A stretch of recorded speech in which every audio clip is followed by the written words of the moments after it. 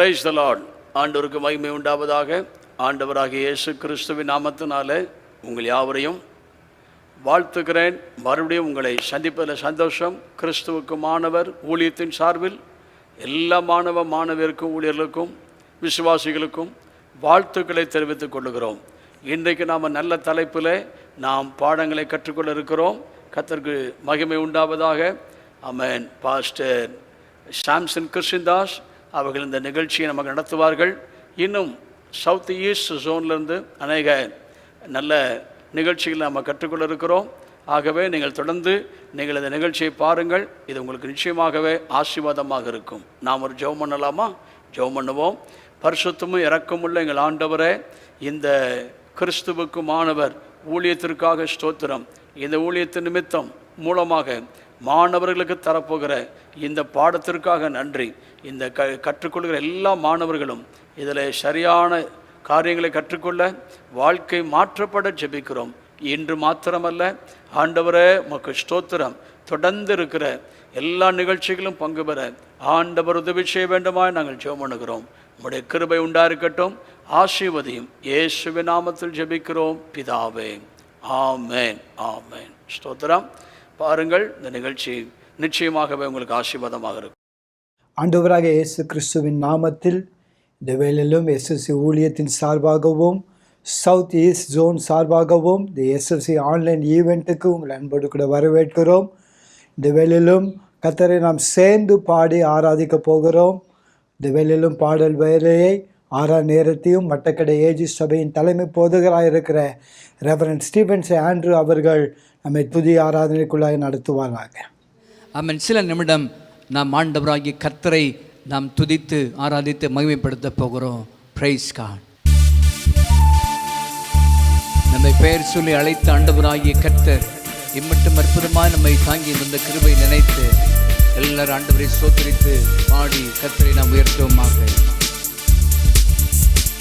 கிருபையால் நிலை நிற்கிறோம், தேவ கிருபையால் நிலை நிற்கிறோம். சொல்லுங்க. கிருபையால் நிலை நிற்கிறோம், தேவ கிருபையால் நிலை நிற்கிறோம். கிருப கிருப கிருப கிருப கிருப கிருப கிருப கிருப கிருபையால் கிருபையால் நிலை நிற்கிறோம், தேவ கிருபையால் நிலை நிற்கிறோம். சொல்லுங்க. கிருபையால் நிலை நிற்கிறோம், தேவ கிருபையால் நிலை நிற்கிறோம். பெயர் சொல்லி அழைத்தது உங்க கிருப, பெரியவனாக்கியது உங்க கிருப. பெயர் சொல்லி அழைத்தது உங்க கிருப, பெரியவனாக்கியது உங்க கிருப. கிருப கிருப கிருப கிருப கிருப கிருப கிருப கிருப கிருபையால் நிலை நிற்கிறோம், தேவ கிருபையால் நிலை நிற்கிறோம். கிருபையால் நிலை நிற்கிறோம், தேவ கிருபையால் நிலை நிற்கிறோம். கட்டுகளை நீக்கியது உங்க கிருப, காயங்களை கட்டியது உங்க கிருப. சொல்லுங்க. கட்டுகளை நீக்கியது உங்க கிருப, காயங்களை கட்டியது உங்க கிருப.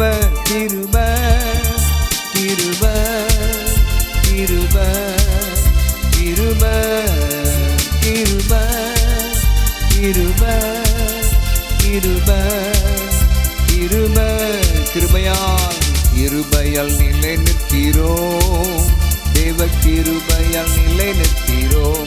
சொல்லுங்க.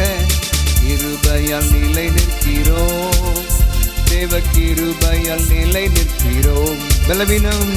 பலவீனம் நீக்கியது உங்க கிருப, பலவானாய் மாற்றியது உங்க கிருப. பலவீனம் நீக்கியது உங்க கிருப, பலவானாய் மாற்றியது உங்க கிருப. கிருப கிருப கிருப கிருப கிருப கிருப கிருப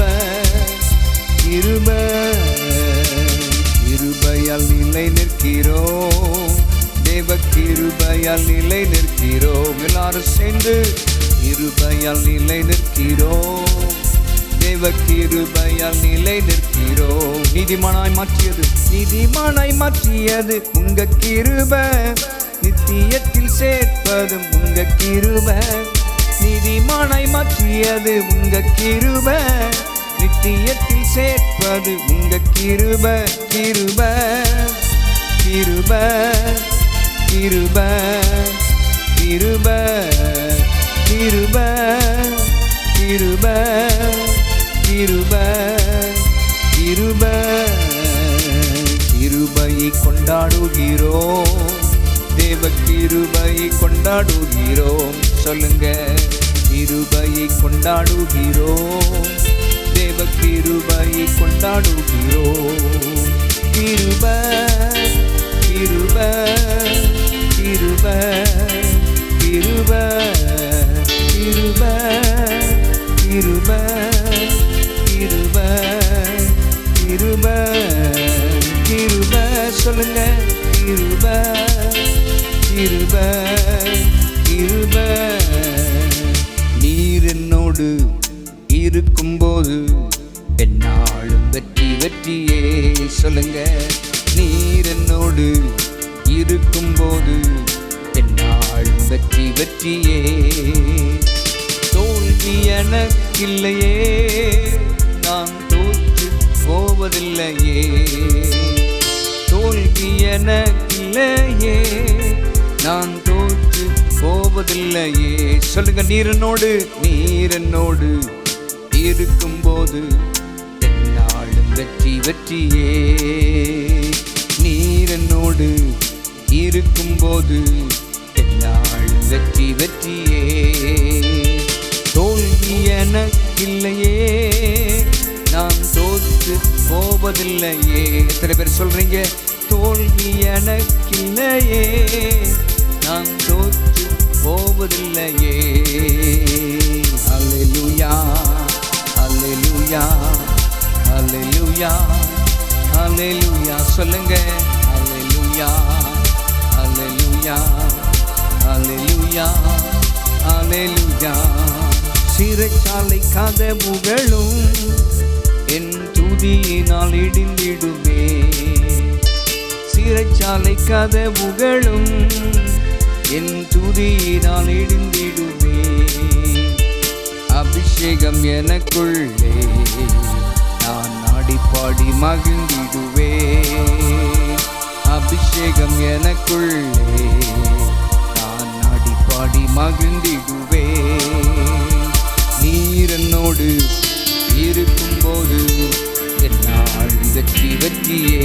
சொல்லுங்க எல்லாரும், நீர் என்னோடு இருக்கும்போது என்னால் வெற்றி வெற்றியே. தோல்வி இல்லை, தோல்வி எனக்கில்லையே, நான் தோற்று போவதில்லையே. தோல்வி எனக்கில்லையே, நான் தோற்று போவதில்லையே. நீர் என்னோடு இருக்கும்போது என்னால் வெற்றி வெற்றியே. எத்தனை பேர் சொல்றீங்க, நீர் என்னோடு இருக்கும்போது என்னாலும் வெற்றி வெற்றியே. மலைகளை தாண்டிடுவே, கடும் பள்ளங்களை கடந்திடுவே. மலைகளை தாண்டிடுவே, கடும் பள்ளங்களை கடந்திடுவே. சதிகளை முறியடிப்பே, சாத்தானை ஜெயித்திடுவே. சதிகளை முறியடிப்பே, சாத்தானை ஜெயித்திடுவே. அல்லேலூயா. சொல்லுங்க, அல்லேலூயா அல்லேலூயா அல்லேலூயா அல்லேலூயா அல்லேலூயா அல்லேலூயா அல்லேலூயா. நீர் என்னோடு இருக்கும்போது என்னாலும் வெற்றி வெற்றியே. நீர் என்னோடு இருக்கும்போது என்னாலும் வெற்றி வெற்றியே. தோல்வி எனக்கில்லை, தோல்வி எனக்கில்லையே, நான் தோற்று போவதில்லையே. தோல்வி எனக்கில்லையே, நான் தோற்று போவதில்லையே. அல்லேலூயா, அல்லேலூயா, அல்லேலூயா, அல்லேலூயா சொல்லுங்க. அல்லேலூயா, அல்லேலூயா, அல்லேலூயா, அல்லேலூயா. இன்னும் அல்லேலூயா, அல்லேலூயா, அல்லேலூயா, அல்லேலூயா. கரங்களை தட்டி எல்லாரும் ஆண்டவரை மகிமைப்படுத்துவோமாக. கிறிஸ்து இயேசுவுக்குள்ளாக நம்ம எப்பொழுதும் வெற்றி சிறக்கப்படுகிற ஆண்டவராகிய கர்த்தர் இன்றைக்கும் ஆமென் அவர் தருகிறதான விடுதலையும் சமாதானத்தையும் ஜெயத்தையும் பாதுகாப்பையும் நீ பெற்றுக்கொள்ளத்தக்கதாக இன்றைக்கு தம்முடைய புதிய கிருபையினாலே ஆண்டவர் முன்னே அலங்கரிக்க அவர் உண்மை உள்ளவராய் இருக்கிறார். உள்ளத்தின் ஆழத்திலிருந்து எல்லாரும் ஆமென் கர்த்தரை மட்டுமா நம்முடைய வாழ்க்கையில காண்பித்திருக்கிறவருடைய ஆச்சரியமான கிருபைகளுக்காக ஒரு மனப்பட்டு எல்லாரும் கர்த்தரை ஸ்தோத்திரம் பண்ணுவோம். இயேசுவே உமக்கு ஸ்தோத்திரம் என்று சொல்லுங்க. இயேசுவே உமக்கு நன்றி என்று சொல்லுங்க. ஹல்லேலூயா. அநேகருடைய ஸ்தோத்திரத்தினாலே கிருபையை பெருக செய்கிற ஆண்டவராகிய கர்த்தர் இந்த ஆராதனையிலும் ஆமென் உம்முடைய இயலாமையின் மத்தியிலும் பலவீனத்தின் மத்தியிலும் போராட்டங்களின் மத்தியிலும் ஆமென் வியாதி துன்பத்தின் மத்தியிலும் கர்த்தரை எவ்வளவு உண்மையாய் நீ துதிக்கிறாயோ அவ்வளவாய் ஆண்டவர் தம்முடைய கிருபையை உன்னிலே பெருக செய்து தம்முடைய பூரண கிருபையினாலும் பூரண பலத்தினாலும் ஆண்டவர் முன்னே முடிசூட்டுவதற்கு இன்றைக்கு அவர் உண்மை உள்ளவராய் இருக்கிறார். கரங்களை தட்டி விசுவாசத்தோடு கூட எல்லாரும் சத்தத்தை உயர்த்தி ஆண்டவரை மகிமைப்படுத்துவோம். ஜீசஸ் ஹல்லேலூயா. நன்றியோடு நாங்கள் துதிக்கிறோம். உமக்கு நாங்கள் மகிமை செலுத்துகிறோம் ஆண்டவரே. Price God. ஹல்லேலூயா.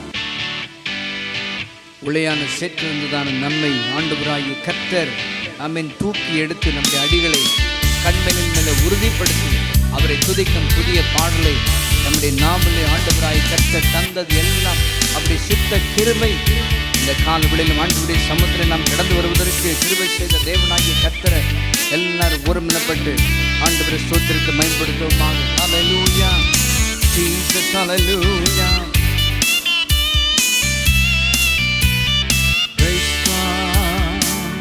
சிற்றிலிருந்து தூக்கினார், கண்மலை மேல் நிறுத்தினார். சிற்றிலிருந்து தூக்கினார், கண்மலை மேல் நிறுத்தினார். சொல்லுங்க. சிற்றிலிருந்து தூக்கினார், கண்மலை மேல் நிறுத்தினார். பாவமான வாழ்க்கையை மாற்றி தந்தாரே, துன்பமான வாழ்க்கையில் இன்பம் தந்தாரே. அவரந்தன் கண்மலை, அவரந்தன் கண்மலை, அவரந்தன் கண்மலையானார். ஓ, அவரந்தன் கண்மலை, அவரந்தன் கண்மலை, அவரந்தன் கண்மலையானார்.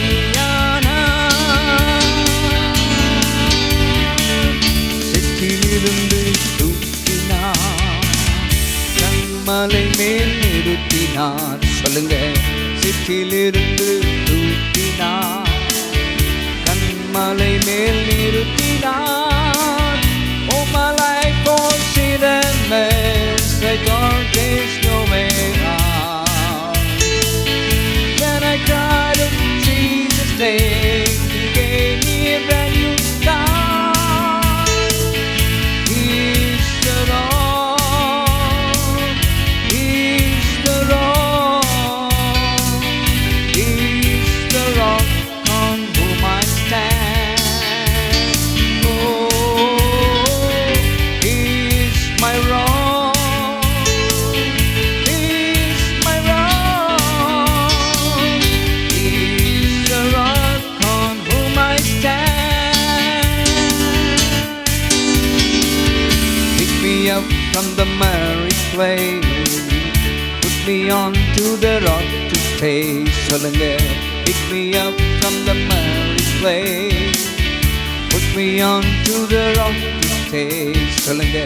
Pick me up from the miry clay, put me on to the rock to stand. All my life was in a mess, I thought there's no way out. When I cried out in Jesus' name, He gave me brand new start. அவரந்தன் கண்மலை, அவரந்தன் கண்மலை, அவரந்தன் கண்மலையானார். ஓ, அவரந்தன் கண்மலை, அவரந்தன் கண்மலை, அவரந்தன் கண்மலையானார். ஓ, அவரந்தன் கண்மலை, அவரந்தன் கண்மலை, அவரந்தன் கண்மலையானார். ஓ, அவரந்தன் கண்மலை, சொல்லுங்க. அவரந்தன் கண்மலை, அவரந்தன் கண்மலையானார்.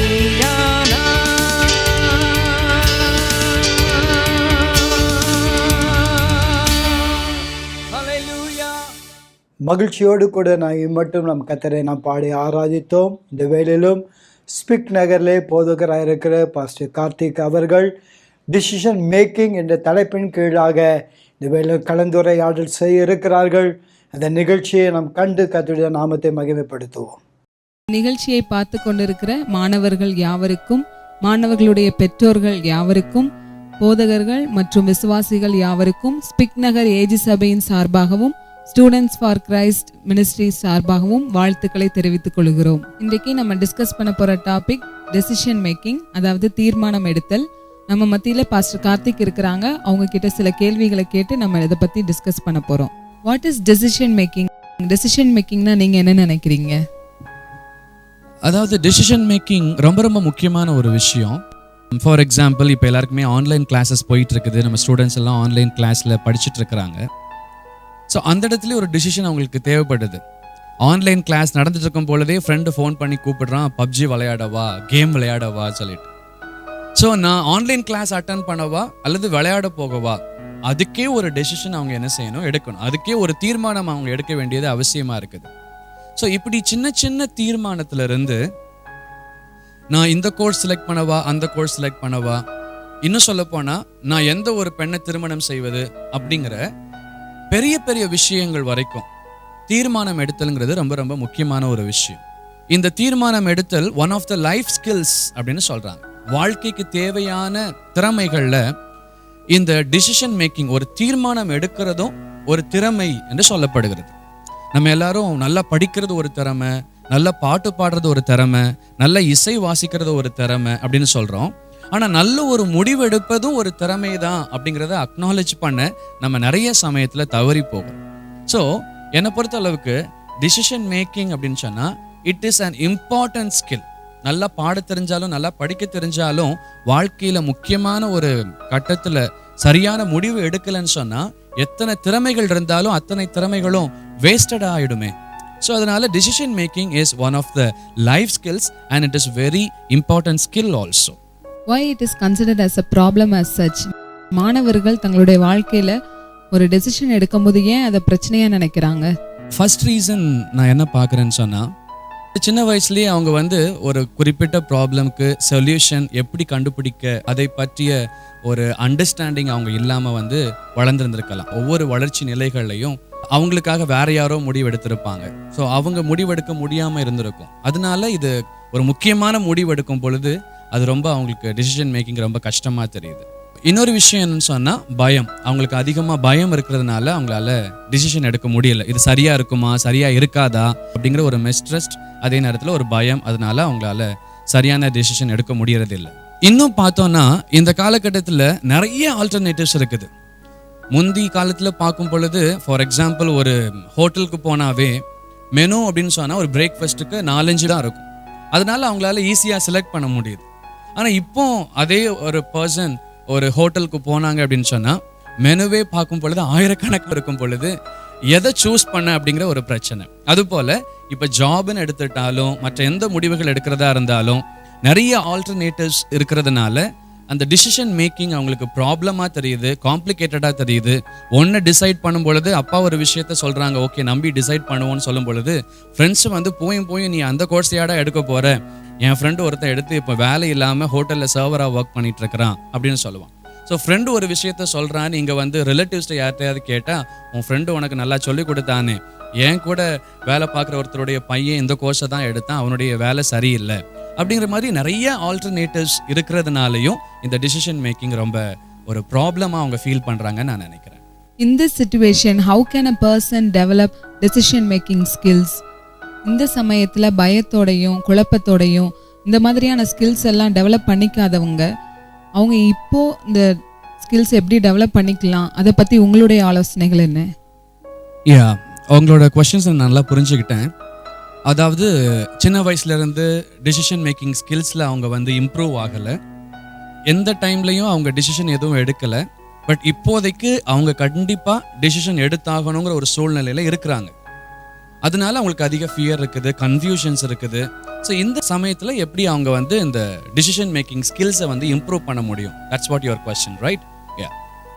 அதாவது பொதுவாக responsible decision making, irresponsible decision மேக்கிங்னு 2 டைப்ஸ் இருக்குது. ரெஸ்பான்சிபிள் டெசிஷன் மேக்கிங்னா என்னன்னு சொன்னால், ஒரு டெசிஷன் எடுக்கும் பொழுது இந்த டெசிஷன் எடுத்ததுக்கு அப்புறம் உண்டாகிற விளைவுகளுக்கு நான் தான் பொறுப்பு அப்படிங்கிற எண்ணத்தோட ஒரு டெசிஷன் எடுக்கிறது. இன்னொரு டெசிஷன் என்னன்னு சொன்னால், என் மனசு என்ன விரும்புதோ, நான் என்ன நினைக்கிறேனோ அதை நான் டிசைட் பண்ணுவேன், இதுக்கப்புறம் உண்டாகிற விளைவுக்கு நான் பொறுப்பாக இருக்கிறேனா இல்லை மற்றவங்கள பிளேம் பண்ணுவேனா அப்படின்னு பிரச்சனை கிடையாது. அதை பற்றி திங்க் பண்ணாமல் ஒரு இர்ரெஸ்பான்சிபிளாக மனசு என்ன விரும்புதோ உடனே டிசைட் பண்ணுறது, இதுதான் இர்ரெஸ்பான்சிபிள் டெசிஷன் மேக்கிங்னு சொல்லுவோம். ஸோ நம்ம எப்போ எடுத்தாலும் ரெஸ்பான்சிபிள் டெசிஷன் மேக்கிங் எடுக்கணும். நான் எடுக்கிற தீர்மானத்திற்கு நான் தான் பொறுப்பு என்ற வகையில் எடுக்கிற ஒரு டெசிஷன் தான் எப்போதும் சரியான டெசிஷனாக இருக்கும். அதே நேரத்தில் அதில் உண்டாகிற சேலஞ்சஸ், ஏற்படுகிற கான்சிக்வன்சஸ், இது எல்லாத்தையும் நம்ம ஃபேஸ் பண்ணுவதற்கு நம்ம பொறுப்பெடுப்போம். ஸோ நான் இப்போ உங்களுக்கு சொல்ல போகிற டெசிஷன் மேக்கிங் என்ன அப்படின்னு சொன்னால், responsible decision making. Irresponsible decision making அதில் நிறைய வித்தியாசமான விளைவுகள் உண்டாகும். ஸோ நான் சொல்ல போகிறது ரெஸ்பான்சிபிள் டெசிஷன் மேக்கிங். ஒரு ரெஸ்பான்சிபிள் டெசிஷன் மேக்கிங் நம்ம எப்படியெல்லாம் எடுக்கலாம். ஸோ முதல்ல அதற்குரிய ஸ்டெப்ஸை நான் உங்களுக்கு சொல்கிறேன், அதுக்கப்புறம் நான் உங்களுக்கு அதை எக்ஸ்பிளைன் பண்ணுறேன். ஒரு 6 ஸ்டெப்ஸ் நான் உங்களுக்கு சொல்கிறேன். Self analysis, having a strong purpose, writing down the alternatives, discussing with the elders and experts, thinking of the challenges and understanding the ways to face that, making decision. First என்னன்னா self analysis. அதாவது ஒரு decision எடுக்கிறதுக்கு முன்னாடி என்னோட interest என்ன, எனக்கு உண்மையிலே இதில் இன்ட்ரெஸ்ட் இருக்குதா, என்னால் இது முடியுமா, நான் இதை உண்மையிலே விரும்புகிறேனா, இதை என்னால் கண்டினியூ பண்ண முடியுமா, எனக்கு எபிலிட்டி இருக்குதா, எனக்கு சப்போர்ட் பண்ணக்கூடிய பீப்புள் இருக்கிறாங்களா அப்படின்னு சொல்லிட்டு செல்ஃப் அனாலிசிஸ், நம்மளை நாமே அனாலிசிஸ் பண்ணிட்டு அந்த டிசிஷன் எடுக்கணும். ரெண்டாவது, ஹேவிங் எ ஸ்ட்ராங் பர்பஸ். நான் இந்த டிசிஷன் எடுக்கிறதுக்கு முன்னாடி what is my purpose in taking the decision, எந்த நோக்கத்திற்காக நான் இந்த டிசிஷனை எடுக்கிறேன், யார் என்கிட்ட கேட்டாலும் என்னுடைய நோக்கத்தை நான் தெளிவாக சொல்ல தெரிகிற அளவிற்கு என்னோட டிசிஷனுக்கான நோக்கத்தை நான் தெரிஞ்சிருக்கிறேனா அப்படிங்கிறது ரொம்ப இம்பார்ட்டன்ட். மூணாவது, writing down the alternatives and prioritising. இந்த தீர்மானம் எடுக்கிறதுக்கு முன்னாடி இதுக்குரிய ஆல்டர்னேட்டிவ்ஸ் என்னெல்லாம் இருக்குது. ஃபார் எக்ஸாம்பிள், நான் இந்த கோர்ஸ் படிக்க போகிறேன் அப்படின்னா இதில் உள்ள ஆல்டர்னேட்டிவ்ஸ் என்னெல்லாம், இதை சார்ந்த என்ன கோர்ஸ் படிக்கலாம் அல்லது இதை போல் வேறு காலேஜில் படிக்கலாமா அப்படிங்கிற எல்லாத்தையும் எனக்கு என்னென்ன சாய்ஸஸ் எல்லாம் இருக்குதோ அதெல்லாம் முதல்ல எடுத்து எழுதணும். அதுக்கப்புறமா அதை ப்ரையாரிட்டைஸ் பண்ணணும். எவ்வளோ அதிகமான சான்சஸ் எதுக்கு இருக்குது, கொஞ்சமான சான்சஸ் எதுக்கு இருக்குதுன்னு சொல்லி we have to prioritize the choices first of all. நாலாவது, discussion with the elders and experts. இதே விஷயத்துல சாதித்த நபர்கள், இதே விஷயத்துல முன்னுக்கு வந்த நபர்களெல்லாம் இருப்பாங்க. நம்முடைய ப்ரையாரிட்டிஸ் வச்சு அந்த எக்ஸ்பர்ட்ஸ் கிட்ட என்ன பண்ணணும்னா டிஸ்கஸ் பண்ணணும். நான் இந்த மாதிரி யோசிச்சிருக்கிறேன், நான் இந்த மாதிரி டிசைட் பண்ணியிருக்கிறேன், இதில் உங்களுடைய கருத்துக்களை சொல்லுங்கள், நீங்கள் சந்தித்த சேலஞ்சஸ் என்ன, இது எல்லாத்தையும் நான் சந்திச்சிருவேனா, எனக்கு ஹெல்ப் பண்ணுங்கன்னு சொல்லி கண்டிப்பாக ஒரு எல்டர் கிட்ட நம்ம அல்லது எக்ஸ்பர்ட்ஸ் கிட்ட நம்ம இதை பற்றி டிஸ்கஸ் பண்ணணும். ஃபிஃப்த்து என்னன்னா, thinking of the challenges in this decision. நான் எடுத்திருக்கிற முடிவுக்கு என்னென்ன சவால்கள் இருக்குது, இதை நான் எப்படி மேற்கொள்ள முடியும் அப்படின்னு என்னென்ன சேலஞ்சஸ்லாம் இருக்குதோ அதெல்லாம் லிஸ்ட் அவுட் பண்ணி இதை நான் எப்படி சந்திக்க போறேங்கிற ஒரு ப்ராப்பர் பிளான் நமக்கு வேணும். 6வது மேக்கிங் த டிசிஷன். இதெல்லாம் யோசிச்சு முடிச்சதுக்கு அப்புறமா ஷார்ப்பா நம்ம அந்த டிசிஷன் என்ன செய்யணும்னா எடுக்கணும். ஸோ இதுதான் டிசிஷன் மேக்கிங்ல உள்ள ஸ்டெப்ஸ். நம்மளை நம்ம புரிஞ்சுக்கணும், நம்மளுடைய பர்பஸை புரிஞ்சுக்கணும். இந்த டிசிஷன் எடுத்து ஏற்கனவே வாழ்க்கையில சாதிச்சிருக்கிற நபர்கள் கிட்ட, எக்ஸ்பர்ட்ஸ் கிட்ட நம்ம டிஸ்கஸ் பண்ணணும். பண்ணிட்டு இதனால உண்டாகிற நமக்கே உரிய சேலஞ்சஸ்லாம் என்ன அப்படிங்கிறத கண்டுபிடிச்சு அண்ட் தென் அந்த டிசிஷனை நம்ம எடுத்தோம்னா உண்மையிலே நல்லா இருக்கும்னு நான் நினைக்கிறேன். As a Christian, how should we make a decision? ஒரு கிறிஸ்தவரா இருந்து தன்னுடைய தீர்மானத்தை எப்படி எடுக்கணும், அதை பத்தி நீங்க என்ன நினைக்கிறீங்க? இதுவரைக்கும் நம்ம டிஸ்கஸ் பண்ணது டிசிஷன் மேக்கிங் அப்படிங்கிற ஒரு டாபிக்ல தீர்மானம் எடுத்தல் அப்படிங்கிற ஒரு விஷயத்தை பொதுவா ஒரு மாணவராக இருக்கட்டும், ஒரு நபராக இருக்கட்டும், எப்படி கையாளணும் அப்படிங்கிறத பற்றி நம்ம பேசிட்டு இருந்தோம். இப்போ நம்ம ஃபைனலாக ஒரு கிறிஸ்டியன் டிசிஷன் மேக்கிங்கில் என்னென்ன விஷயத்தெல்லாம் அண்டர்ஸ்டாண்ட் பண்ணிக்கணும் அல்லது எந்தெந்த விஷயத்தெல்லாம் வச்சு அவங்க டிசிஷன் எடுக்கணும் அப்படிங்கிறத பற்றி கொஞ்சம் நான் ஷேர் பண்ணுறேன். Love is the basic principle of Christianity அப்படின்னு சொல்லுவோம். ஒரு கிறிஸ்தவராக இருந்து எந்த முடிவு எடுத்தாலும் முதலாவது அவங்க காடை நேசித்து அந்த முடிவை எடுக்கணும். அதுக்கடுத்து அவங்க பேரண்ட்ஸை அவங்க நேசிக்கிற ஒரு நபராக இருக்கணும். அதே நேரத்தில் தங்களை ஃபோர்ஸ் பண்ணி ஒரு டெசிஷன் எடுக்கிற நபராகவும் இருக்க வேண்டிய அவசியம் இல்லை. தங்களையும் அவங்க நேசிக்கணும். நம்ம எடுக்கிற டெசிஷன் காடையும் ப்ளீஸ் பண்ணுற ஒரு டெசிஷனாக இருக்கணும், நம்முடைய பேரண்ட்ஸையும் ப்ளீஸ் பண்ணுற ஒரு டெசிஷனாக இருக்கணும். அட் த சேம் டைம் நமக்கும் அது பிடிச்ச ஒரு டெசிஷனாக இருக்கணும்.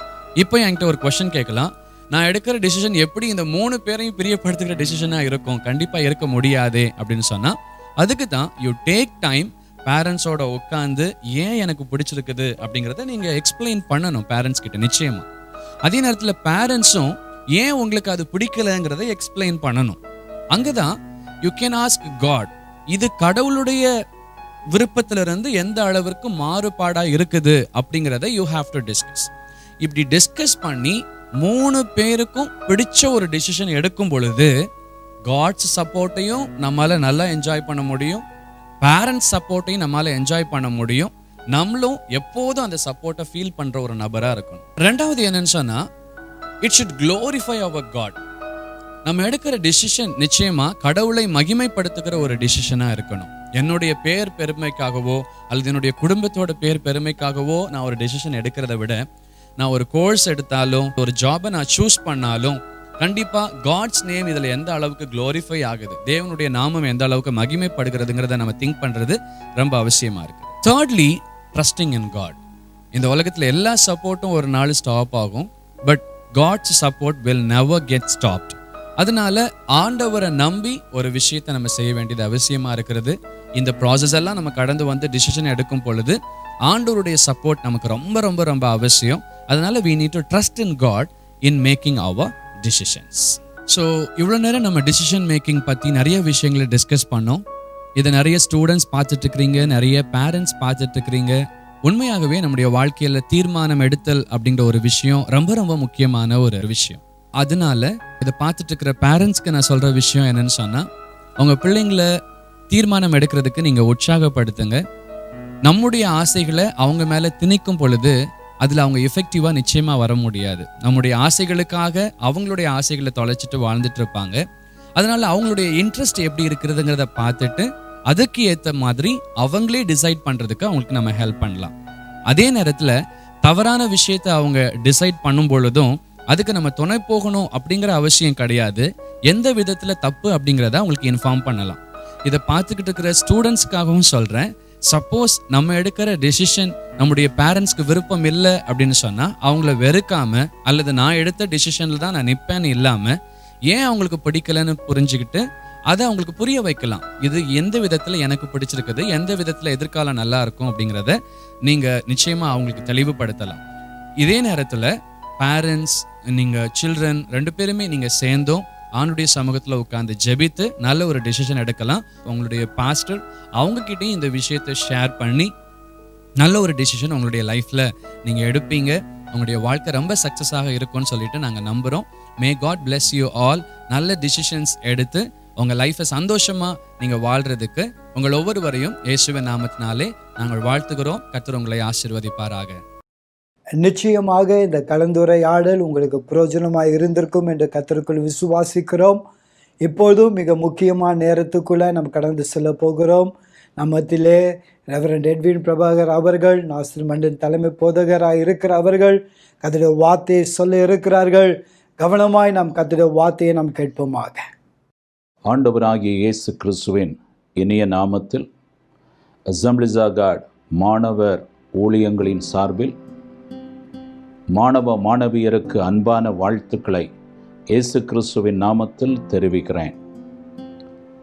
கோடை காலங்களில் இந்த லாக்டவுன் பீரியடில் ஆன்லைன் மூலமாக SFC முகாமில் பங்கு பெற்று ஆசீர்வதிக்கப்பட்டிருப்பீர்கள் என்று நம்புகிறேன். அநேகர் இயேசு கிறிஸ்துவுக்கும் சத்தியத்துக்கும் அவருக்காக வாழவும் உங்களை ஆழமாய் உணர்ந்து அர்ப்பணித்திருப்பீர்கள் என்று நம்புகிறேன். கர்த்தருக்கு மகிமை உண்டாவதாக. சில நாட்கள் கடந்து சென்று விட்டது. இப்பொழுது மறுபடியும் உங்களை சந்திப்பதில் சந்தோஷப்படுகிறேன். கர்த்தருக்கு ஸ்தோத்திரம் உண்டாவதாக. உங்களோடு கூட நான் பகிர்ந்து கொள்ள விரும்புவது தீர்மானங்களை எடுத்தல். உங்கள் வாழ்வில் நீங்கள் ஆசீர்வதிக்கப்படுவதற்கு சரியான காலகட்டங்களில் சரியான தீர்மானங்களை எடுப்பது மிக அவசியமாயிருக்கிறது.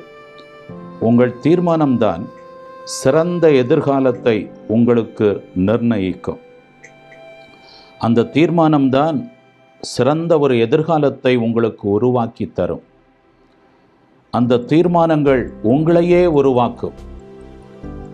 சரியான நேரத்தில் நீங்கள் எடுக்கும் தீர்மானங்கள் பெரிய வெற்றியை கொண்டு வரும்.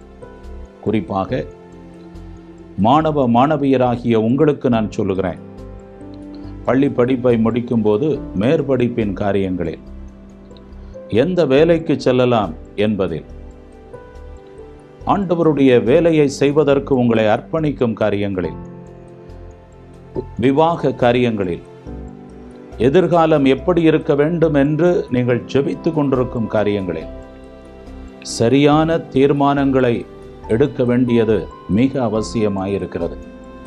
கர்த்தருக்கு ஸ்தோத்திரம் உண்டாவதாக.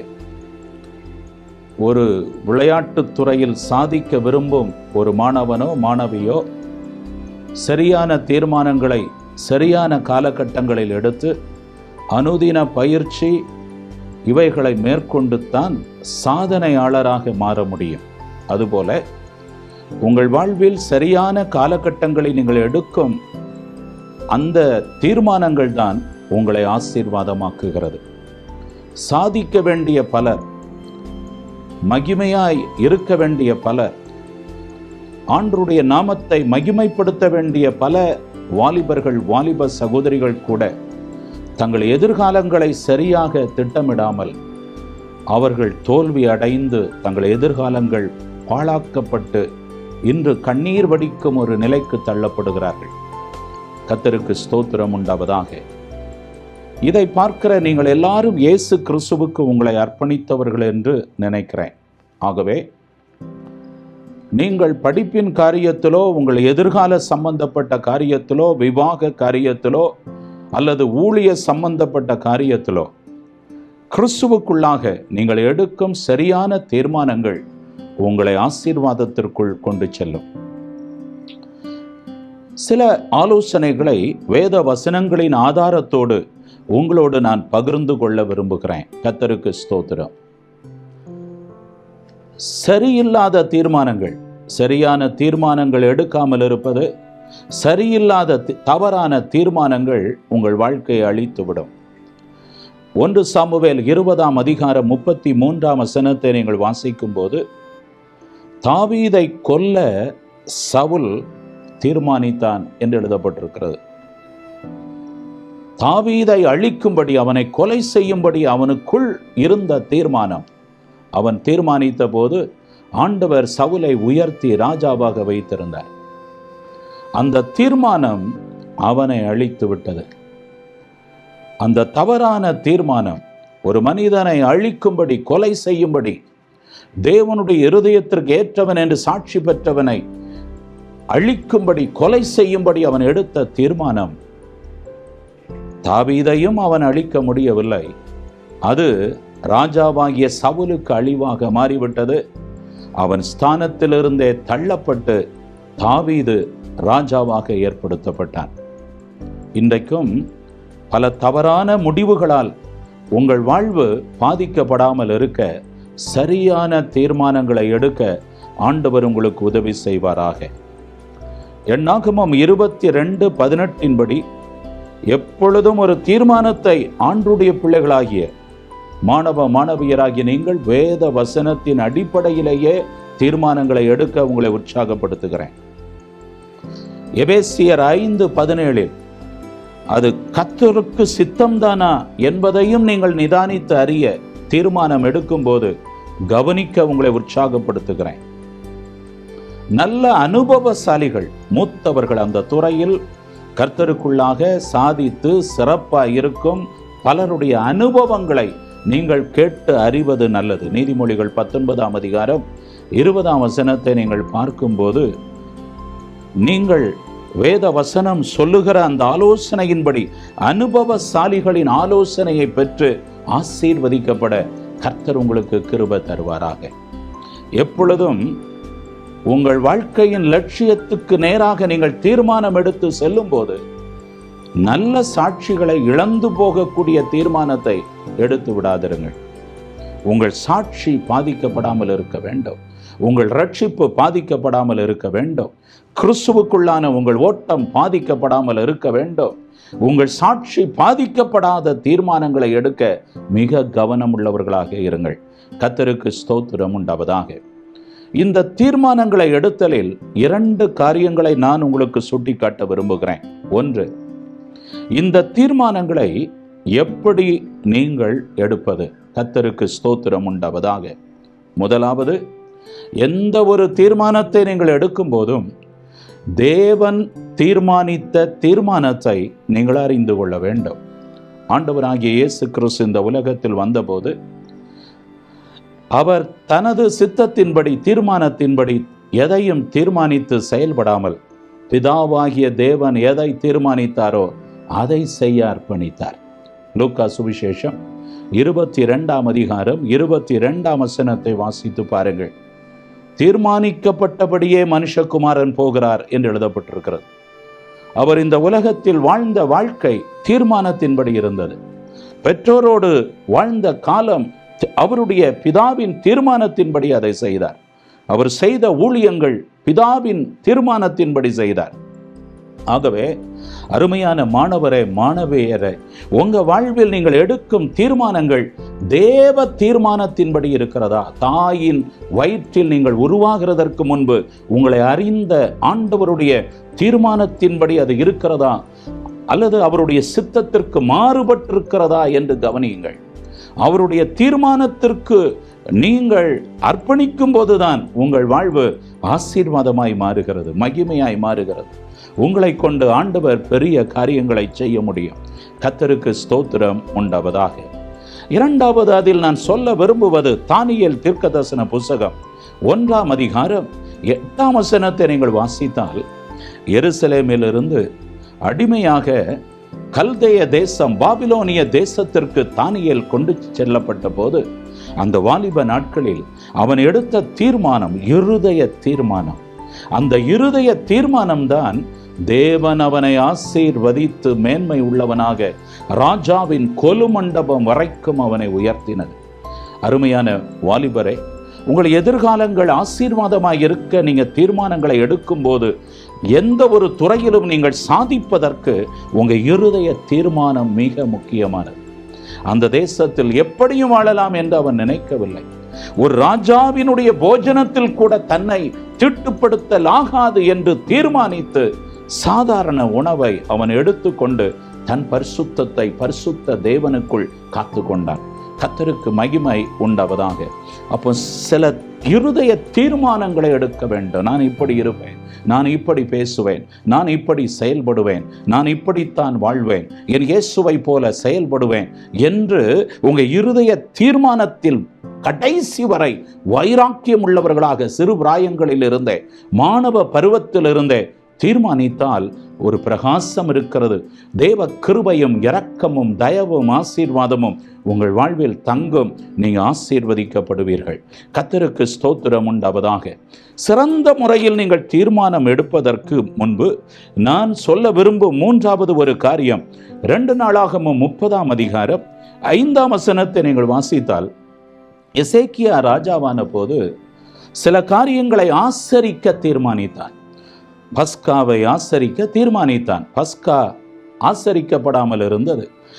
இஸ்ரவேல் ஜனங்கள் பஸ்காவை ஆசரிக்க தீர்மானித்தார். கர்த்தருக்கு ஸ்தோத்திரம் உண்டாகட்டும்.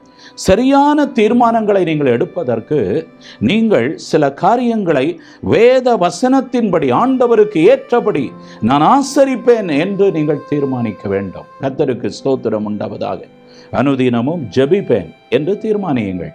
அனுதினமும் வேதத்தை வாசிப்பேன், தியானிப்பேன், அதற்கு என்னை அர்ப்பணிப்பேன், அதை கைக்கொள்ளுவேன். தீர்மானம் பண்ணுங்கள். பரிசுத்த ஆவியிலே நிரம்பி தேவனை ஆராதிப்பேன். தீர்மானம் பண்ணுங்கள். என்னை போன்ற மாணவ மாணவியருக்கு இயேசுவின் அன்பை அறிவிப்பேன் என்று தீர்மானம் பண்ணுங்கள். ஆமென். இயேசுவுக்காக நான் வாழ்வேன், இயேசுவை நேசிப்பேன் என்று தீர்மானம் பண்ணுங்கள். தேவனுடைய ஆலயத்தை அதிகமாக நேசிப்பேன், அங்கே தங்கியிருப்பேன், ஜீவனுள்ள நாளெல்லாம் சதா காலமும் அவருடைய வீட்டில் தங்குவேன் என்று தீர்மானம் பண்ணுங்கள். இப்படி நற்காரியங்களை நீங்கள் தீர்மானம், சில காரியத்தை என் அனுதின வாழ்வில் உடையவனாக இருப்பேன், ஆசரிப்பேன் என்று தீர்மானம் பண்ணுங்கள். இன்னொரு காரியத்தை கூட நான் சுட்டிக்காட்ட விரும்புகிறேன். கர்த்தருக்கு ஸ்தோத்திரம். 1 கொரிந்தியர் 2ஆம் அதிகாரம் 2ஆம் வசனத்தில் பவுல் அப்போஸ்தலன் கொரிந்து சபைக்கு இதை எழுதும்போது இப்படி எழுதுகிறார்: உங்களுக்குள் நான் வந்தபோது இயேசு கிறிஸ்துவை அன்றி வேறு ஒன்றையும் அறியாதிருக்க தீர்மானித்தேன். இயேசுவுக்கு நீங்க அர்ப்பணித்து தீர்மானங்களை எடுத்து, மாணவரே மாணவியே, நீங்க ஆசீர்வதிக்கப்படுவதற்கு இந்த உலகத்தின் சில காரியங்களை அறியாதிருக்க தீர்மானம் எடுக்க வேண்டும். பாவத்தை ஆராய்ச்சி செய்ய தீர்மானம் எடுக்காதிருங்கள். சில காரியங்களுக்குள்ளே பிரவேசியாமல் உங்களை விலக்கி காக்க தீர்மானம் எடுங்கள். கர்த்தருக்கு ஸ்தோத்திரம் உண்டாகட்டும். ஆமென். சில காரியங்களை அறியாதிருக்க தீர்மானித்து, ஏது அவசியமோ அழைக்கப்பட்ட பவுல் அந்த அழைப்பில் மாத்திரம் இயேசுவின் சுவிசேஷத்தை அறிவிப்பதில் கவனம் செலுத்தி மற்ற காரியங்களை அறியாதிருக்க தீர்மானித்தது போல உங்கள் வாழ்வில் சிறந்த தீர்மானங்களை எடுத்து சாதிக்க உங்களை தடை பண்ணுகிற மற்ற காரியங்களை விட்டு உங்களை விலக்குவதில் நீங்கள் கவனமாயிருங்கள். தேவையற்ற மற்ற உலக காரியங்கள், பாவ காரியங்கள், அநித்தியமான காரியங்கள், தேவனுடைய வசனத்துக்கு மாறான காரியங்கள், இன்றைய உலகத்தில் மாணவ மாணவியர் எப்படியெல்லாம் வாழுகிறார்களோ நவீனமயமான காரியங்களை நீங்கள் கற்றுக்கொள்ளாதிருக்க தீர்மானியுங்கள். இயேசுவையும் இயேசுவுக்கு அடுத்த காரியங்களையும் நீங்கள் அறிந்து சரியான தீர்மானங்களை அப்பொழுது எடுத்து நீங்கள் ஆசீர்வதிக்கப்பட ஆண்டவர் உங்களுக்கு உதவி செய்வார். கர்த்தருக்கு மகிமை உண்டாவதாக. ஸ்தோத்திரம். இப்படி நீங்கள் தீர்மானம் எடுக்கும்போது அந்த சரியான தீர்மானங்கள் ஆசீர்வாதங்களை உங்களுக்கு கொண்டு வரும். கர்த்தருக்கு ஸ்தோத்திரம். நான் சுட்டிக்காட்ட விரும்பும் முதல் காரியம், நல்ல தீர்மானங்கள். நல்ல தீர்மானங்கள் உங்களை மாதிரி புருஷர்களாக்கும், மாதிரியான மாணவனாக மாணவியாக மாற்றும், பிறருக்கு முன்மாதிரியாக இருப்பீர்கள். இயேசு இந்த உலகத்தில் வந்து முன்மாதிரியான ஒரு வாழ்வை காண்பித்து சென்றார்.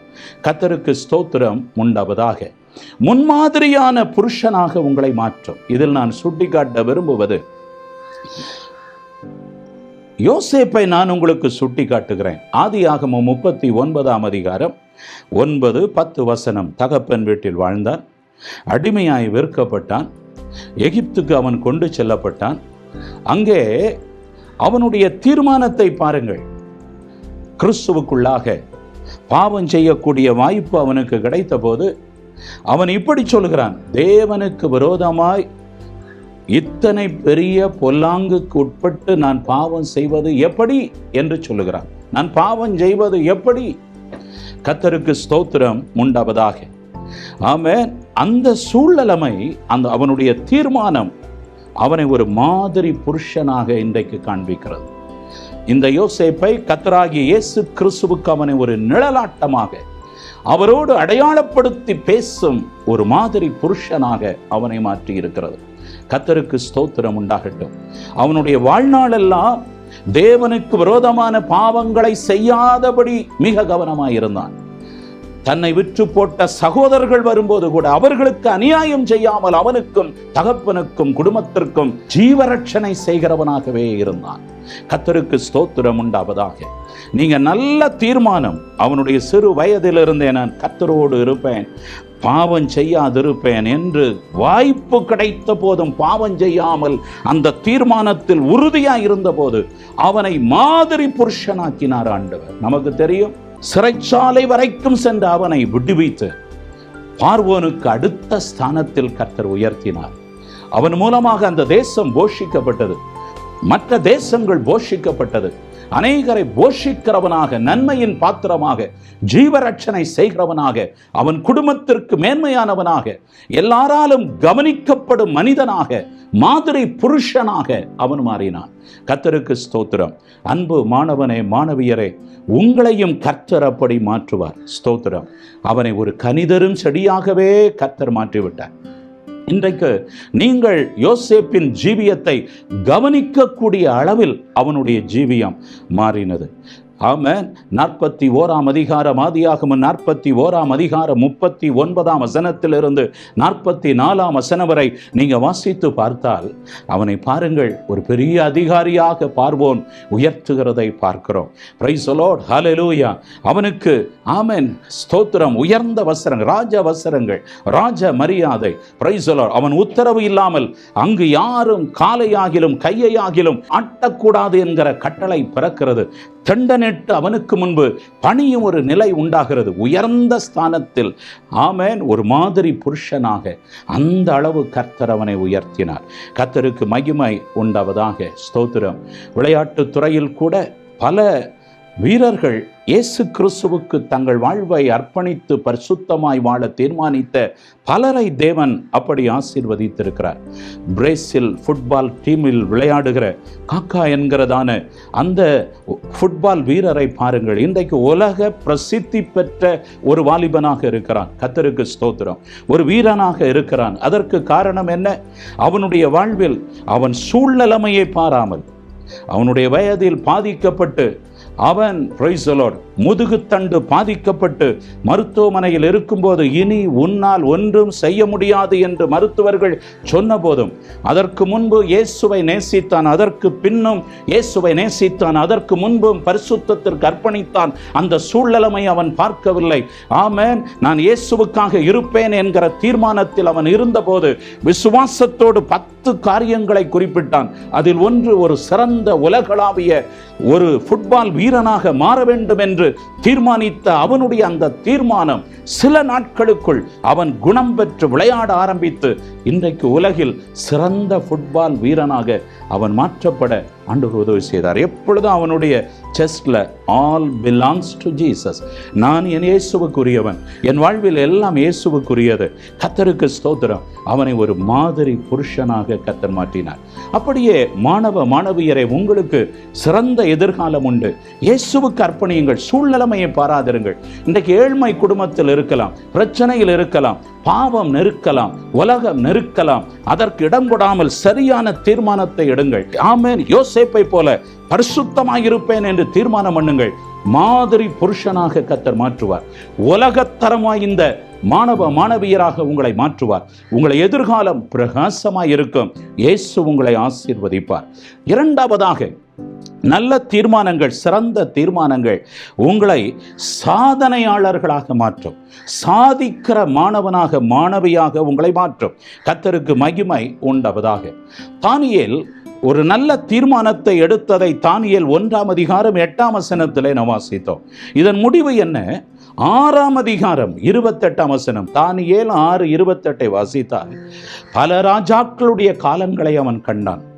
ஆமென். Praise the Lord. அத்தனை ராஜாக்களின் காலங்களிலும் இவனுடைய காரியம் ஜெயமாய் இருந்தது. தோல்வியை அவன் அறியவில்லை. ஆமென். தோல்வியெல்லாம் ஜெயமாய் மாறிற்று. அவன் ஜெயமாகவே இருந்தான். அவனுடைய வாழ்நாளை ஆண்டவர் ஜெயமாய் எடுத்தார். சரியான தீர்மானங்கள் உங்களை சாதிக்கிறவர்களாய் மாற்றும். சாதிக்கிறவர்களாய் மாற்றும். உயர்ந்த ஸ்தானத்தில், ஒரு அடிமையாய் கொண்டு போகப்பட்ட தேசத்தில், ஒரு அந்நிய தேசத்தில், ஆமென், எல்லாவற்றிலும் ஜெயமுள்ளவனாக அவனை மாற்றினது போல உனக்கும் ஒரு சிறந்த ஜெயமான எதிர்காலம் இருக்கிறது. ஒருவேளை சோர்ந்து போனாயா, தளர்ந்து போனாயா, முடியாது, நான் என் வாழ்வு கசந்திருக்கிறது, ஒருவேளை தற்கொலை எண்ணத்தோடு இருக்கிறாயா, சோர்ந்து போகாதே, திடன்கொள், இயேசுவுக்கு அர்ப்பணி. ஆமென். இயேசுவுக்காக நல்ல தீர்மானங்களோடு அவரை நேசித்து வாழ உன் மாணவ பருவத்தில் உன்னை அர்ப்பணி. உனக்கு ஒரு சிறந்த எதிர்காலம் உண்டு. நீ சாதிக்கிற நபராக மாறுவாய். நீ சாதிக்கிற நபராக மாறுவாய். கர்த்தருக்கு மகிமை உண்டாகட்டும். உன் மூலம் ஒரு பெரிய ஜெயம் உண்டாகும். கர்த்தருக்கு மகிமை உண்டாவதாக. ஸ்தோத்திரம். ஹல்லேலூயா. என்னை கேட்கிறவர்களே, ஸ்தோத்திரம். ஆமென். சரியான தீர்மானங்கள் உங்களை சாதனையாளராக மாற்றும். இதிலே நான் சுட்டிக்காட்ட விரும்புவது பவுல் அப்போஸ்தலனை நான் உங்களுக்கு சுட்டிக்காட்டுகிறேன். இந்த பவுல் அப்போஸ்தலனை பாருங்கள். ஆமென். இந்த இயேசுவுக்காக அவருடைய சித்தம் என்ன என்று அறிந்து அந்த சித்தத்திற்கு தன்னை தீர்மானித்தார். தன் சித்தம், தன் விருப்பத்தை சாகடித்து அவருடைய சித்தத்திற்கு ஆண்டவர் அழைத்த போது, அர்ப்பணித்த போது, எத்தனை ஆச்சரியம் பாருங்க. அந்த ரோம சாம்ராஜ்யம் முழுவதும் சுவிசேஷமயமாக்க இன்றைய வசதிகள் எல்லாம் இல்லாத காலகட்டத்தில் சாதிக்கிறவனாக ஆமென் பவுல் அப்போஸ்தலனை கர்த்தர் மாற்றினார். ரோம நிருபம் 15ஆம் அதிகாரம் 19ஆம் வசனத்தை பாருங்கள். ஆமென். glory to God.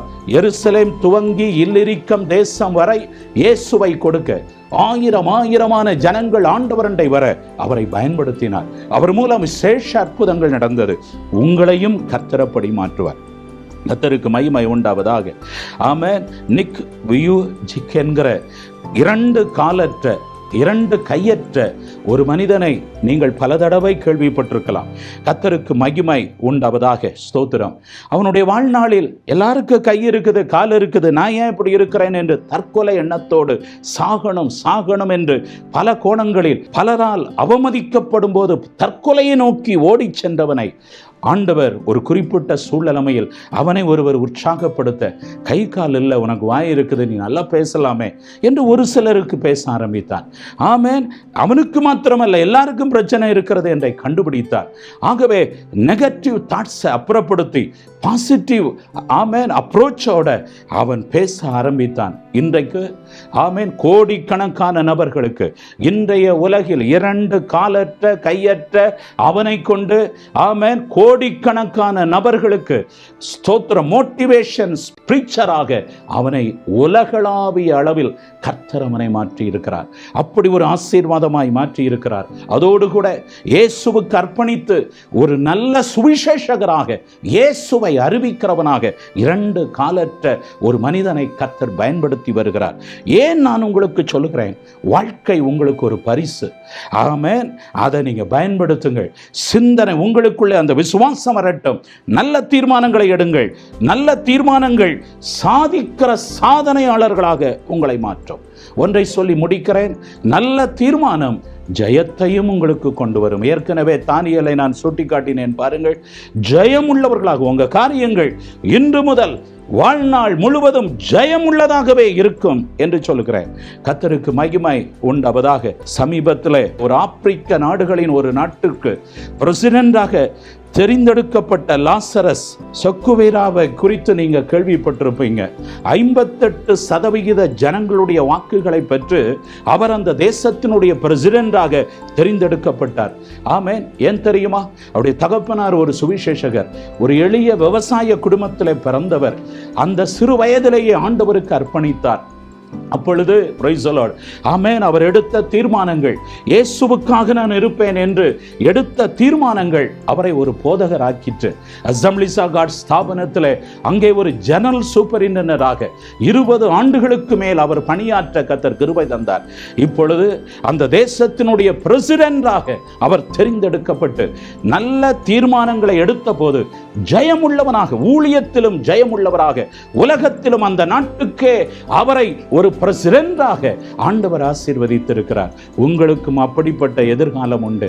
ஆமென். சரியான தீர்மானங்கள். Price the Lord. கர்த்தருக்கு ஸ்தோத்திரம் உண்டாகட்டும். ஹல்லேலூயா. உங்களை மாதிரி புருஷர்களாக மாற்றும். சரியான தீர்மானங்கள் உங்களை சாதிக்கிறவர்களாய் மாற்றும். சரியான தீர்மானங்கள் நீங்கள் ஜெயமுள்ளவர்களாய் மாற்றும். இயேசுவுக்காக சாதிப்பீர்கள். அல்லது ஆண்டவர் உங்களை கொண்டு செல்கிற எந்த துறையிலும் சாதிக்க கர்த்தர் கிருபை தருவார். ஜோமனோமா, இன்றைக்கு இதுவரை தீர்மானம் எடுக்காதவர்கள் இன்றைக்கு தீர்மானம் எடுத்து அந்த தீர்மானத்தின்படி உம்மை மகிமைப்படுத்துவேன் என்று ஆண்டவர்கிட்ட சொல்லுங்க. என் தீர்மானங்கள் ஆண்டவரே என் விருப்பத்தின்படி இல்லாமல் தேவ விருப்பத்தின்படி இருக்கட்டும். ஆண்டவரே, இருதயத்தில் தீர்மானம் எடுக்கிறேன். ஒவ்வொரு காரியத்திலும் பரிசுத்தமான என் தேவனுக்கு ஏற்றபடி பரிசுத்தமாக இருப்பேன் என்று தீர்மானிக்கிறேன். ஆமென். எல்லா ஒரு மாணவனா மாணவியா ஆண்டவரை விசுவாசிக்கிற பிள்ளைகள் எதெல்லாம் ஆசரிக்கணுமோ அதை ஆசரிக்க நான் தீர்மானம் எடுக்கிறேன். இந்த உலகத்தின் அநித்தியமான காரியங்களை நோக்கி செல்லாம எதெல்லாம் தவிர்க்கணுமோ விட்டுவிடணுமோ அதெல்லாம் விட்டு தவிர்த்து என் ஓட்டத்தை ஓட ஆமென் தீர்மானிக்கிறேன் என்று தீர்மானம் பண்ணுங்கள். நீங்கள் மாதிரி புருஷனாவீர்கள். நீங்கள் ஆமென் சாதிக்கிறவர்களாய் இருப்பீர்கள். நீங்கள் ஜெயமுள்ளவர்களாய் இருப்பீர்கள். நான் பிரசங்கிக்கிற இயேசு உங்களை ஆசீர்வாதமாக்குவார். அன்பு தகப்பனே, இன்றைக்கு தீர்மானிக்கிற நல்ல தீர்மானங்களை எடுத்து அதில் வைராக்கியமாயிருந்து முற்றுமுடிய ஓட ஒவ்வொரு மாணவ மாணவியருக்கும் உதவி செய்யும். அவருடைய எதிர்காலம் சிறப்பாக இருக்கட்டும். ஆமென். ஒரு பவுல் அப்போஸ்தலனை போல, ஒரு யோசேப்பை போல, ஒரு தானியேலை போல இவர்கள் சாதிக்கட்டும், ஜெயமுள்ளவர்களாக இருக்கட்டும். தகப்பனே, பாவத்தை ஜெயித்து உலகத்தை ஜெயித்து தேவனுக்கு பிரியமில்லாதவைகளை ஜெயித்து வைராக்கியமாய் ஓட கிருபைதாங்க. ஆமென். எங்கள் ஒவ்வொருவரை குறித்து நீங்க ஒரு பெரிய திட்டம் வச்சிருக்கீங்க, தீர்மானம் வச்சிருக்கிறீங்க. அது ஒவ்வொரு மாணவ மாணவியரிலும் நிறைவேறட்டும். படிப்பில் வெற்றி, எந்த துறையிலோ வெற்றி, ஊழிய பாதையிலே வெற்றி, சகலவற்றிலும் வெற்றி பெற்று குடும்பத்திற்கும் சபைக்கும் கிராமங்களுக்கும் இந்த தேசத்துக்கும் ஆசீர்வாதமாக உலகளாவிய ஆசீர்வாத பாத்திரங்களாக மாற்றும். அப்படி அபிஷேகமும் கிருபையும் நன்மையும் ஆசீர்வாதமும் வைங்க காத்துக்கொள்ளும். உமக்கே மகிமை. இயேசு கிறிஸ்துவின் நாமத்தில் பிதாவே. ஆமேன், ஆமேன். ஆண்டவர் உங்களை ஆசீர்வதிப்பாராக. ஆமேன். சவுத் ஈஸ்ட் ஜோன் சார்பாக இந்த வேளையிலும் இந்த எஸ்எஃப்சி ஆன்லைன் ஈவெண்ட் உங்களுக்கு பிரயோஜனமாக இருந்திருக்கும். நீங்கள் கர்த்தரால் ஆசீர்வதிக்கப்பட்டிருப்பீர்கள் என்று கர்த்தருக்குள் விசுவாசிக்கிறோம். இப்பொழுதும் எஸ்எஃப்சி ஊழியத்தின் டைரக்டராக இருக்கிற ரெவரண்ட் நெல்சன் ஞானகுமார் அவர்கள் இறுதி ஜெபம் செய்து இந்த நிகழ்ச்சியை நிறைவு செய்வார்கள். Price the Lord. இந்த நிகழ்ச்சி நிச்சயமாகவே உங்களுக்கு ஆசீர்வாதமாக இருந்திருக்கும் என்று நான் நம்புகிறேன். கர்த்தருக்கு ஸ்தோத்திரம். ஸ்பிக் நகர் தலைமை போதகர் பாஸ்டர் ஜான் சைலம் அவர்களுக்கு நன்றி. இன்னும் மட்டக்கடை அசம்பிளிஸ் ஆஃப் காட் சபை போதகர் பாஸ்டர் ஸ்டீவன்சன் ஆண்ட்ரூஸ் அவர்களுக்காக நன்றி. நாசரேத் மண்டல தலைமை போதகர் பாஸ்டர் எட்வின் பிரபார் அவர்களுக்காக நன்றி. நிச்சயமாகவே உங்கள் தீர்மானமே உங்களை தீர்மானிக்கிறது. கேட்ட செய்தியின்படி நல்ல தீர்மானத்தை எடுங்கள். நல்ல வளமான வாழ்க்கையை அமைத்துக் கொள்ளுங்கள். ஆண்டவர் உங்களை ஆசீர்வதிப்பாராக. அடுத்த நிகழ்ச்சி நான் உங்களுக்கு தேதி அறிவிக்கட்டும். நீங்கள் தவறாமல் நிகழ்ச்சியில் பங்கு பெற வேண்டும். ஆகஸ்ட் மாதம் 8ஆம் தேதி ஒரு சனிக்கிழமை வருகிறது. ஆகஸ்ட் மாதம் 8ஆம் தேதி மாலை 6 மணிக்கு இன்னும் விசேஷித்த நல்ல நிகழ்ச்சியோடு நாங்கள் உங்களை சந்திக்க இருக்கிறோம். கர்த்தருக்கு சித்தமானால் how to behave with opposite sex, relationship with opposite sex, எதிர்பாலரோடு நாம் எப்படி நடந்து கொள்ள வேண்டும் என்கிறதான விஷயத்தை நாம் கற்றுக்கொள்ள இருக்கிறோம். அநேக வாலிபர்கள் இந்த விஷயத்தில் தவறி விடுகிறார்கள். நிச்சயமாகவே ஒவ்வொரு 2வது சனிக்கிழமையும் ஒவ்வொரு 4வது சனிக்கிழமையும் இந்த மாணவர்களுக்கான நிகழ்ச்சி நமக்கு எஸ்எஃப்சி ஆன்லைன் என்கிற யூடியூப்பில் தொடர்ந்து நடக்கும். நீங்கள் ஜெபம் பண்ணிக்கொள்ளுங்கள். ஆண்டவர் உங்களை ஆசீர்வதிப்பாராக. ஜெபம் பண்ணுவோமா? பரிசுத்தமுள்ள எங்கள் தகப்பனே, இந்த நிகழ்ச்சிக்காக நன்றி. ஆண்டவரே, இதை பார்த்து கொண்டிருக்கிற கேட்டுக்கொண்டிருக்கிற ஒவ்வொரு மாணவ மாணவியருக்கும் இந்த நிகழ்ச்சி தொடர்ந்து ஆசீர்வாதமாக இருக்க அவரோடு கூட பேசுங்க. கேட்டது மாத்திரமல்ல, வாழ்க்கையின் முக்கியமான கட்டங்களிலே சரியான தீர்மானத்தை எடுக்க ஆண்டவருடைய பிள்ளைகளுக்கு உதவி செய்ய வேண்டும் என ஜெபிக்கிறோம். நிகழ்ச்சியில் கலந்து கொண்ட பாடல் பாடின கலந்துரையாடல் செய்த பிரசங்கம் பண்ணின ஒவ்வொருடைய ஊழியக்காரருக்காக ஸ்தோத்திரம். இந்த நிகழ்ச்சியை தொகுத்து வழங்கின ஊழியக்காரருக்காக தோத்திரம். இதை எடிட் பண்ண உதவி செய்த எல்லாருக்காகவும் நன்றி. ஒவ்வொருவரையும் கர்த்தர் ஆசீர்வதிக்க நாங்கள் ஜெபிக்கிறோம். இயேசு கிறிஸ்துவின் நாமத்தில் ஜெபிக்கிறோம் பிதாவே, ஆமென். என் ஆத்துமாவே கர்த்தரை ஸ்தோத்திரி, என் முழு உள்ளமே பரிசுத்த நாமத்தை ஸ்தோத்திரி. என் ஆத்துமாவே கர்த்தரை ஸ்தோத்திரி, அவசிய சகல உபகாரங்களை மறவாதே. ஆமென், ஆமென்.